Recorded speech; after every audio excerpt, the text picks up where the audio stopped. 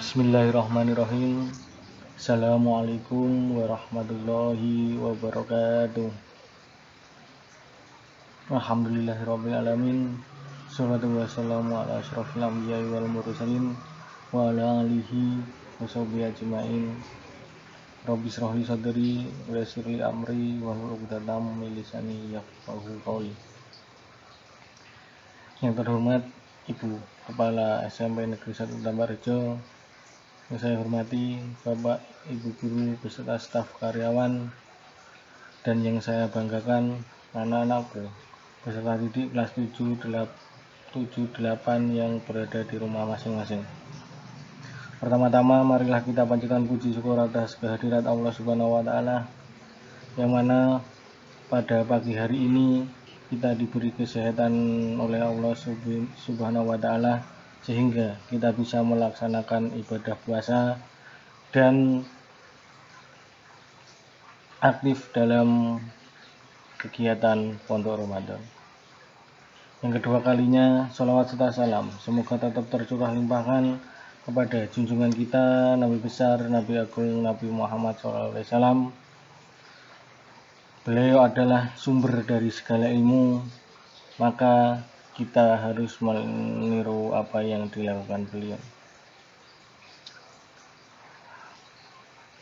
Pada hari ini, Kamis, tanggal 22 April 2001, materi Pondok Ramadan adalah mengenai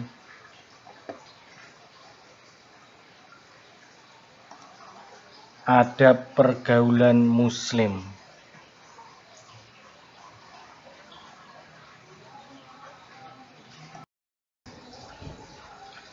Gaul tapi Islami, bisakah?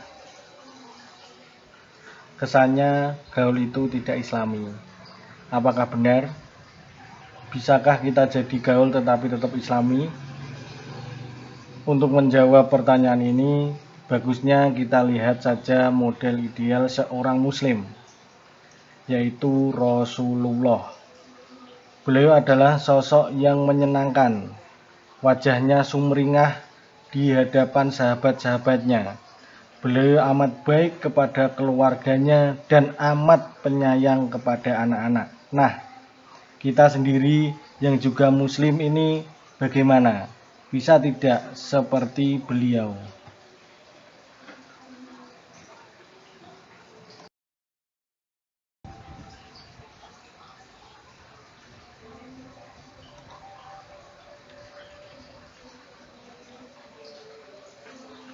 Menjadi gaul yang Islami insya Allah bisa kita lakukan dengan minimal 3 kunci.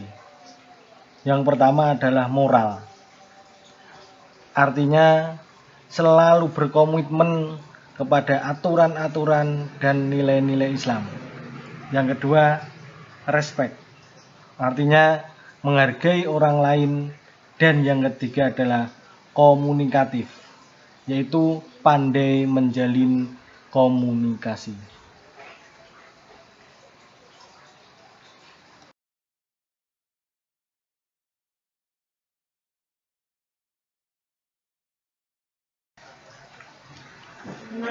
Pergaulan seorang Muslim dengan non-Muslim. Dalam perkara-perkara umum, yaitu perkara sosial, kita tetap menjalin hubungan yang baik dengan non-Muslim sekalipun. Yang dicontohkan oleh Rasulullah berdiri ketika iring-iringan jenazah non-Muslim melewati beliau. Jadi, suatu ketika di depan beliau itu lewat iring-iringan jenazah non-Muslim. Untuk menghormatinya, beliau langsung berdiri. Kita perlu tahu bahwa ada 3 jenis non-Muslim. Yang pertama adalah kafir harbi. Yang kedua, kafir zimmi. Dan yang ketiga adalah kafir mu'ahad. Masing-masing beliau Rasulullah memperlakukan mereka berbeda tergantung non-muslimnya tergolong non-muslim apa. dalam masalah akidah dan ubudiyah, yaitu ibadah, kita tegas terhadap non-muslim. Untuk urusan akidah dan ubudiyah, kita menolak keras mengikuti mereka, tidak mengikuti ritual ibadah mereka dan semacamnya. Itu tidak diperbolehkan. Tetapi ketika urusan sosial, urusan yang berhubungan dengan sosial, kita dianjurkan untuk menjaga pergaulan dengan non-muslim juga. Tetapi untuk masalah akidah dan ubudiyah, yaitu masalah ibadah, kita menolak ketika diajak misalnya ibadah dengan ritual mereka.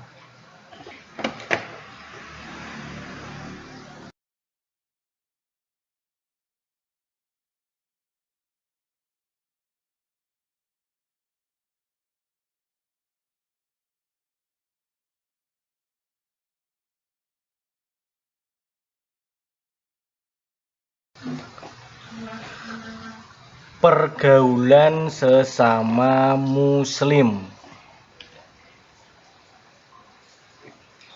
Sesama muslim adalah bersaudara seperti tubuh yang satu dan seperti satu bangunan yang kokoh dan saling mendukung antar bagiannya. Jadi sesama muslim itu kita adalah saudara, ya. Kita adalah satu, diibaratkan seperti bangunan saling mendukung, ada tiangnya, ada gentengnya, ada lantainya, dan lain sebagainya. Jika misalnya tiangnya itu roboh, rusak, maka bangunan itu dikatakan satu bangunan itu akan rusak. Itu diibaratkan dengan pergaulan sesama muslim, yaitu sesama muslim itu seperti itu. Pergaulan sesama muslim dibalut dengan ukhuwah Islamiyah. Jadi alangkah baiknya kita sesama umat Islam, pergaulan itu, pergaulan kita sehari-hari kita balut dengan ukhuwah Islamiyah, dengan persaudaraan yang Islamiyah. Derajat-derajat ukhuwah Islamiyah adalah: yang pertama, salamatus sad wal lisan wal yad. Berikutnya, yuhibbu liyahihi ma yuhibbu linafsih. Dan yang ketiga adalah itsar. Ada banyak hak saudara kita atas diri kita. Di antaranya sebagaimana dalam hadis Nabi: 1. Jika diberi salam, hendaknya menjawab. Jadi kalau ada saudara sesama muslim mengucapkan misalnya assalamualaikum, maka kita wajib menjawabnya. Berikutnya, jika ada yang bersin, hendaknya kita doakan. Nah, kemudian yang ketiga, jika diundang hendaknya menghadiri. Biasanya tradisi di masyarakat kita, kalau ada orang hajatan biasanya bapak kita diundang, diaturi, maka itu wajib. Kalau kita sudah bilang iya dan bisa, maka kita wajib untuk datang. Berikutnya, jika ada yang sakit hendaknya kita jenguk, ya. Sesama muslim, kalau ada saudaranya yang sakit, maka kita jenguk, lebih baik lagi kita bantu apa keperluannya. Kemudian yang kelima, jika ada yang meninggal hendaknya kita sholatkan dan kita antar ke pemakamannya. Jadi jika ada saudara kita sesama muslim, kita mendengarkan ada yang meninggal, maka kita wajib untuk ikut sholat. Ya, ini hukumnya adalah fardu kifayah. Fardu kifayah itu kita wajib, tetapi kalau ada yang menjalankan, suatu kampung itu sudah dianggap semuanya menjalankan. Jadi misalnya di kampung itu ada orang meninggal, ternyata kita tidak bisa hadir, tapi sudah ada yang menyolati, maka kewajiban kita sudah gugur. Berikutnya, jika diminta nasihat hendaknya kita memberikannya. Misalnya kita dianggap sama teman kita orang yang dituakan, maka jika kita dimintai nasihat, hendaknya kita menasihati yang baik. Juga tidak menghibah saudara kita, tidak menfitnahnya, tidak menyebarkan aibnya, berusaha membantu dan meringankan bebannya dan sebagainya. Selain yang tertera 6 di hadis itu, kita juga tidak boleh mengibah saudara kita, ya, tidak boleh memfitnahnya oleh ngendo, tidak boleh menyebarkan aibnya.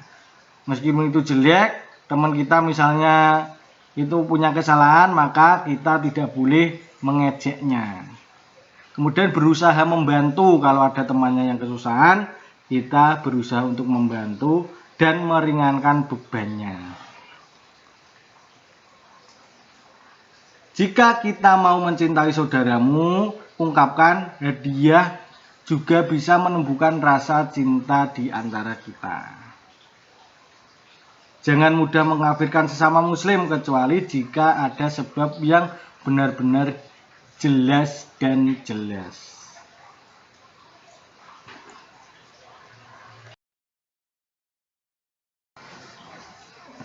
Berikutnya adalah pergaulan antar generasi. Yang tua menyayangi yang lebih muda, yang muda menghormati yang lebih tua. Ya. Jadi kalau kita misalnya misalnya yang tua menyayangi yang lebih muda, ya, jadi kalau kita punya adik, maka kita yang lebih tua harus menyayangi misalnya itu adik kita.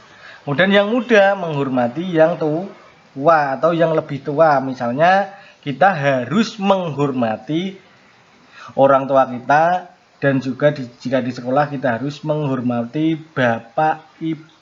bapak guru dan ibu guru kita, ya, atau menghormati kakak kelasnya yang lebih tua.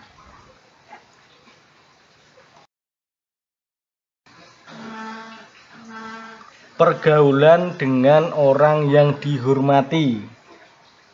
Hormatilah orang yang dihormati oleh kaumnya.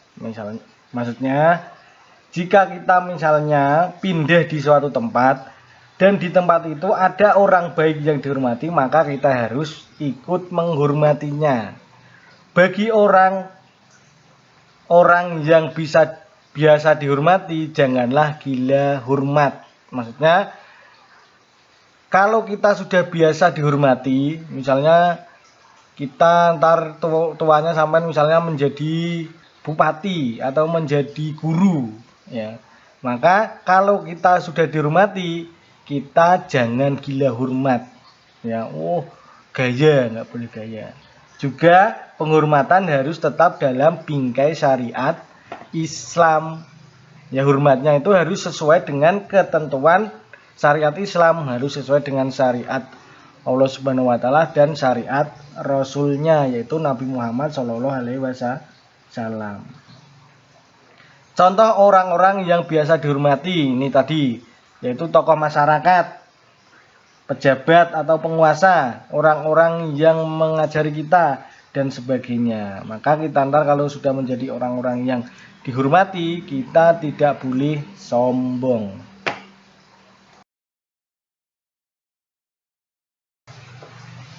Berikutnya, pergaulan dengan orang tua dan keluarga.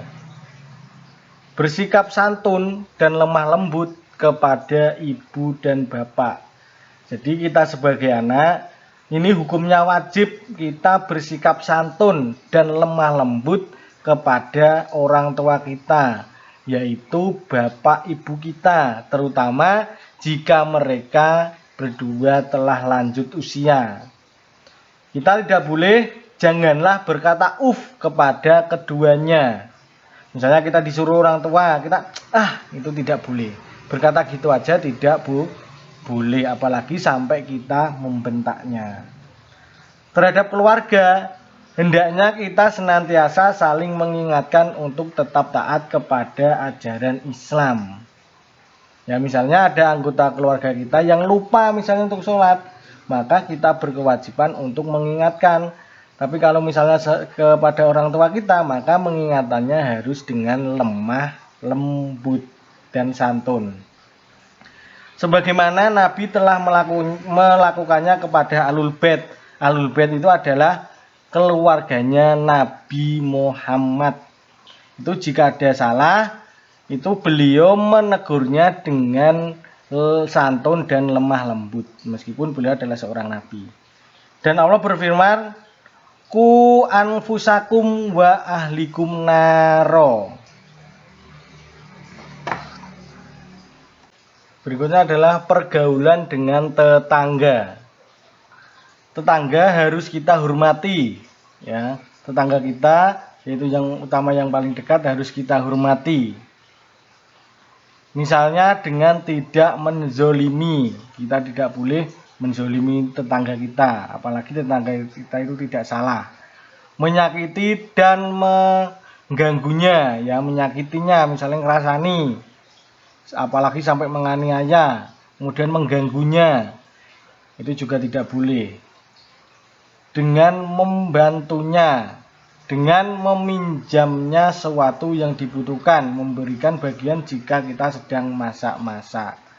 Ya, yang diperbolehkan yaitu kita membantunya, yang dianjurkan kita membantu tetangga kita jika ada kesulitan.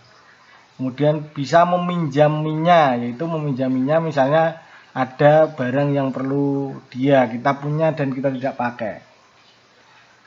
Yang dibutuhkan tadi, memberikan bagian jika kita sedang masak-masak, itu contohnya.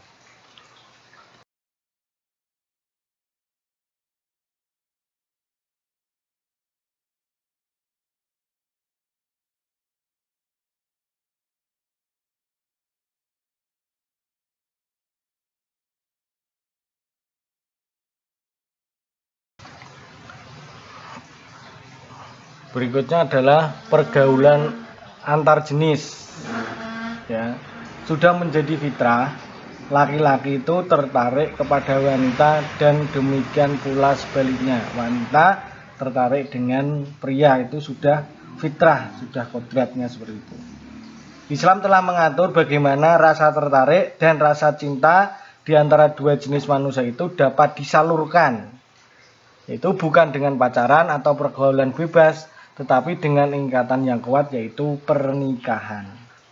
Jadi ada batasan-batasan pergaulan antara laki-laki dan perempuan di luar pernikahan, ya. Terutama antara muda dan mudi, karena sedang berada dalam puncak emosi, hasrat, dan gelora. Ini semua untuk mencegah terjadinya perbuatan yang keji. Jadi dibatasi ini fungsinya adalah mencegah terjadinya perbuatan yang keji, perbuatan yang tidak diinginkan. Kemudian boleh saling mengenal antara laki-laki dan perempuan, boleh mengenal, ya. Boleh berkomunikasi antara laki-laki dan perempuan, tetapi ada batasan-batasannya. Kemudian wanita muslimah boleh bersuara di antara kaum laki-laki, tetapi ada aturannya. Kemudian hendaknya masing-masing berbusana sesuai syariat. 1. Menutup aurat. Kemudian tidak transparan, meskipun menutup aurat tapi transparan itu juga tidak boleh. Tidak ketat dan merlihatkan lekuk-lekuk tubuh. Tidak tabaruj. Pakaian laki-laki tidak boleh menyerupai pakaian wanita. Begitu juga sebaliknya, pakaian wanita tidak boleh menyerupai pakaian laki-laki. Tidak menunjukkan perhiasan secara berlebihan, ya, takutnya ini terjadi kriminal. Yang ketujuh, tidak berpakaian dengan sombong, misalnya menyombongkan pakaiannya karena mahal, tidak boleh. Sopan dan tidak memunculkan fitnah. Kemudian tidak berkholwat, tidak ikhtilat. Kemudian sebaiknya jika kita bertemu dengan lawan jenis, maka kita dengan menundukkan pandangan. Ya, seperti itu. Seorang muslimah tidak boleh melenggak-lenggokkan tubuhnya demikian sedemikian rupa yang bisa memunculkan hasrat. Ya. Kemudian seorang muslimah itu tidak boleh berpergian jauh sendirian. Misalnya kalau di aturan di dalam Islam, kalau muslimah itu berangkat haji sendiri, maka itu tidak diperbolehkan. Maka harus ada mahramnya atau ada wanita lain. Ya, seperti itu. Kemudian tidak melakukan hal-hal yang memunculkan fitnah di antara kedua jenis, antara laki-laki dan perempuan, seperti merayu, ya. Kemudian bercanda yang berlebihan sehingga sampai kelewat batas, itu juga tidak dianjurkan di dalam agama Islam. Demikian untuk materi Pondok Ramadan hari ini. Ya, semoga dengan kita menyimak video tadi mengenai pergaulan sesama muslim, kita menjadi manusia yang lebih baik lagi. Ya, jangan lupa tugasnya dikerjakan, yaitu tugasnya mengirim foto kegiatan yang mencerminkan adab pergaulan muslim. Lagi-lagi tugasnya mengirim foto kegiatan yang mencerminkan adab pergaulan muslim. Untuk tugas ini ya bisa sampean pilih tadi.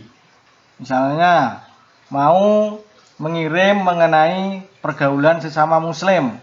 Jadi ketika sampean berteman dengan temannya main apa, sampean foto. Seperti itu. Kemudian bisa pergaulan antar generasi. Ya, misalnya ketika itu sampean salim sama orang tuanya, itu juga bisa masuk pergaulan orang yang dihormati atau pergaulan orang tua, pergaulan anak terhadap orang tua, itu bisa. Misalnya sampean pas salim di foto, apa? Tahu bisa sampean mengirim foto mengenai pergaulan dengan tetangga. Ya, misalnya membantu tetangganya apa, itu boleh. Kemudian atau bisa mengumpulkan mengenai pergaulan antar jenis. Sampean foto, oh ternyata kalau kita sama, misalnya laki-laki sama perempuan tidak boleh terlalu dekat. Gini, sampean foto kegiatannya seperti apa. Pilih satu aja. Satu foto yang berkaitan dengan adab pergaulan muslim, terserah yang mana. Yang tadi pilihannya ada tadi, terserah sampean pilih yang mana, terserah kalian. Ya, semoga bermanfaat. Sebelum saya akhiri, itu ntar seperti biasa tugasnya dikirim link yang disediakan oleh sekolah. Ini materinya dipahami, kemudian tugasnya dikumpulkan. Ya, sekian dari kami panitia Pondok Ramadan. Untuk hari ini kita cukupi sampai di sini. Wassalamualaikum warahmatullahi wabarakatuh.